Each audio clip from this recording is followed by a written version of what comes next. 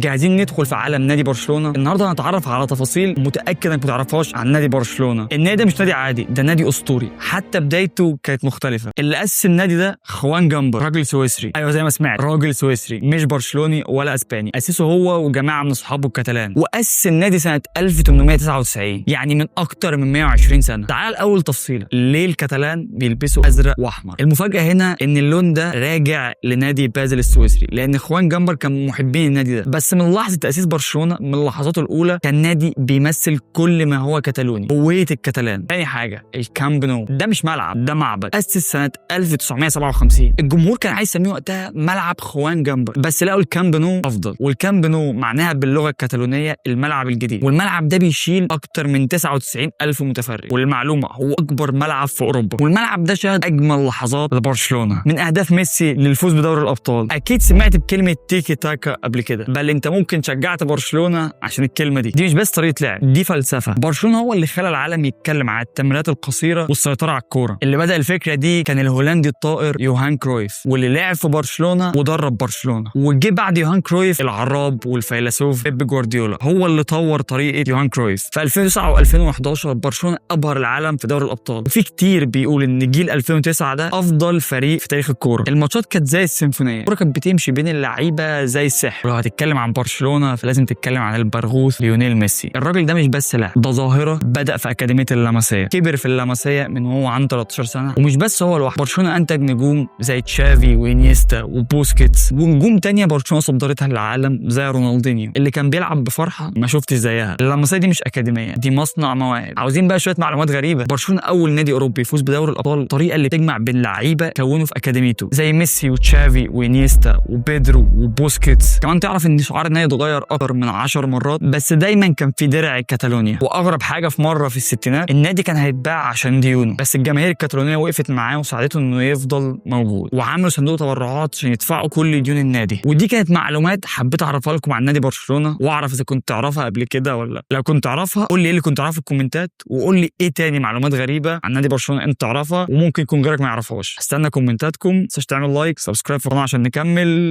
وبس كده، سلام.